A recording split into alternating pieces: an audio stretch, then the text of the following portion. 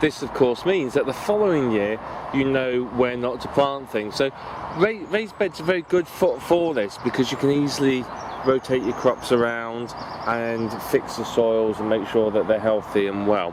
So I do like crop rotation, and I can highly recommend that you do it. The problem is if you're not rotating your crops, then you will find that pests and other things build up in the soil, which long term can cause problems. And different plants have different requirements from the soil. So for example, the broad beans over here, their roots will fix nitrogen into the soil. So it's worth leaving their roots in place at least, so that they will then fix the nitrogen, and then if I plant something that wants a lot of nitrogen in that bed next year, then it'll be very, very happy. So this, I know this is not using as much space as it could do, but at the end of the day, I'm not standing on my crops trying to weave between them. You saw the last allotment, and I did have trouble getting between the crops, and I did find it very awkward to get between them without standing on them and causing damage. So I must admit, I quite like this. I like the fact there's a lot of raised beds. I think that's brilliant, and I think that it's going to be really, really useful for me to be able to grow a lot of stuff here. Now, because the raised beds are such good quality, a couple of them need topping up, which I will do later in the year. But what I will do is I will show you some square foot gardening. I'll talk more about building raised beds and stuff like that, so that you really know what's going on and you can really get a good understanding of this useful way of gardening. Now, it's not for everyone. If you want to really maximise your productivity, then you may well want to just go for normal gardening. But for ease of access, I've got kids. This is ideal because the kids aren't going to stand on my crops. They're not going to be walking. The problem I had before is I'd bring them down and they would end up accidentally standing where I planted stuff or on seedlings, because they wouldn't know where they were. Whereas here, it's very definite. That's got stuff in it, don't walk on it. That's a path, you walk on that. Very, very easy. So you can see it's getting there. Now that bed is starting to get cleared, so I'm going to finish that bed off now, and then I'm probably going to lift the onions, clear the onion beds. I've got some beetroot seeds to plant, got some golden beetroot, I've got some carrots and some radish. I'm going to get hold of some leeks and some other plants for winter veg, and I'm all very excited to get going. And because it's raised beds, I'm going to be able to get going very, very quickly. So I'm really pleased about that. Rather than spending days and weeks digging, I can clear a bed, plant. So I'm going to see some good results from this very, very quickly. So I'm going to get on with that, and I'm going to leave you in peace and quiet, and you will see me in another allotment diary entry very, very soon. Okay, just a very quick update. Now, it's been that 20 minutes since I last recorded. That bed is clear. Lovely beetroot, lovely artichoke. Now on this bed, had onions in. Look at those, aren't they gorgeous? There's lots of them. There's some there. They're going to go in the shed and they will dry, and then I will take them home. But there's that bed cleared as well. So in 20 minutes, I've cleared 2 beds. As I said, it's so easy to dig this soil because it's good quality soil. It's how a raised bed should be. So it's been very quick, and look, there's a wheelbarrow full of weeds and onion ends. How simple is that? And I think, I know raised beds take up a lot of space and you do lose some of your allotment, but I think for the ease of digging, had I done that same bit with my fork and spade, I've been doing that for hours.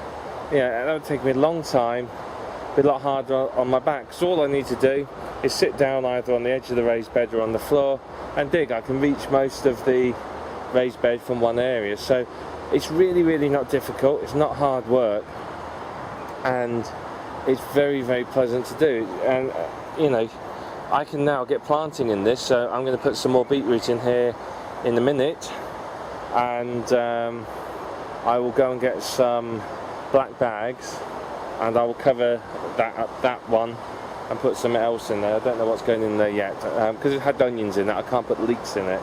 So I have some carrot seeds. I might put some carrots or radishes in there. I'll have a think about it.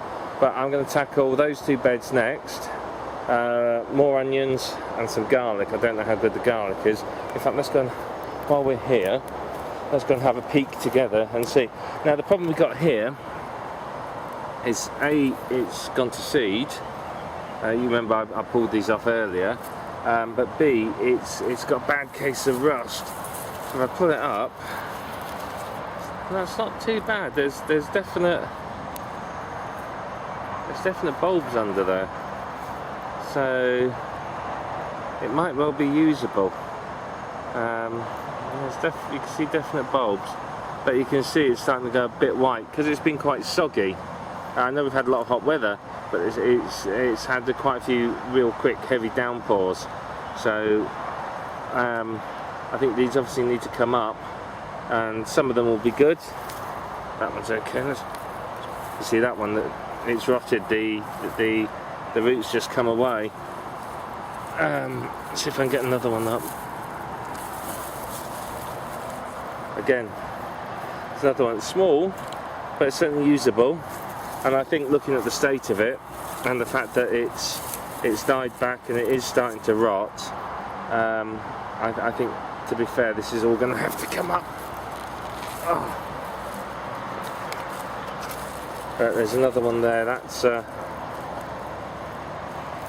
got a bit on, but I think, as I said, I think the problem is they've got rust, and they're dying back and rotting. So I don't think I can, in fairness, leave these in. So they'll all have to come up. But I will get on with that. I will clear that bed. I'll go and put my onions in the shed. I'll get that bed cleared, and I might do some planting next, though, just as a bit of a break from digging, because I'll get a few things in as well while I'm here. So I will get on with that, and I'll update you in a few minutes. Okay, it's been about an hour since we last spoke, and this bed here with the potatoes in it is now cleared. Now this one, you can see there's quite a lot of manure in it over the far side there. Now this was covered with a weed that covered the ground. So what I've done is I've got it all out and I've sort of forked it all over. So hopefully the manure will now go in the soil and it will break down. It was a gooky mess on the surface, to be honest. So I've cleared that and broken it up. So that should be able to be broken down now. This one here, this just had weeds in it, though it did have 2 little markers in it that said there was carrots in there, but there was no sign of any carrots. There's lots of mare's tail, some comfrey, some dock leaves, and a whole lot of grass. So that one's cleared as well. But this bed is cleared. I've planted a row across there. You can just see the markers there. I've planted a row of golden beetroot, and I've thinned some of this red beetroot out. So I'm just going to see whether that's okay being thinned. So I've only thinned a few, and if it's okay and they've survived, then I'll move the rest of them. This bed had the rhubarb in, still got the rhubarb in, but it's no longer got any weeds in. So I've got all those weeds out. That's a huge benefit. Now the strawberry bed is looking a bit raggedy. That's because I've pulled out all the buttercups. You wouldn't believe the size of some of the buttercups that have just come out of this bed. There was one, no word of a lie, from end to end it was a good sort of probably 5 feet. It was massive. I've got big dock out the top as well there, just over there. So there's a few gaps. So what I'm going to do here is I'm just going to go around, not today because it's just starting to rain, but I will go around and we'll get all the dead leaves out, and then I'm going to let the strawberries produce some runners, and some of the runners I'll plant in the gaps, and that'll be that sorted. I might do another strawberry bed because I actually really like strawberries. This had onions in. that's cleared, and that one obviously is cleared. Now what I will do is I'm going to cover a lot of these beds. So I've got some tarpaulins or black bags or something like that, and just cover them. But let's get these up off the ground, and let's just go in the shed so we're dry. So we've had a productive day. It's not been a killer. I've not overdone myself, and I must admit the raised beds are an absolute pleasure to work with. This is the shed. It's not particularly tidy, and I've not got round to tidying it yet because I figured it was more important to sort the beds out. But it's got a unit there, so what I'm going to do is I'll put a shelf in there at some point, or baskets or something, and tidy this up. But tidying the shed is really, there's a filing cabinet in there as well, which is full of weird and wonderful things. But what I'm going to do is, the shed is going to be tidied later in the year. I'm going to wait for a couple of days of good weather, which I think is towards the end of the week, and then back there behind my water is my shed painter. I'm going to give the outside of the shed a good paint, ready for winter. But I think it does need tidying, but because I can do this any time of the year, I'm going to tidy this towards the end of the year, once I've sorted all the beds and got all my winter veg in and everything else, because I think that's far more sensible. But that's me done for the day. I'm going for some lunch, and to get out of the rain, because like I said, it's just started, and it sounds like it's going to be fairly heavy. So I will talk to you very soon. There'll be another update in a couple of days, and as always, please leave me any comments, advice, tips or questions. I'll be happy to help you out. Have a good day.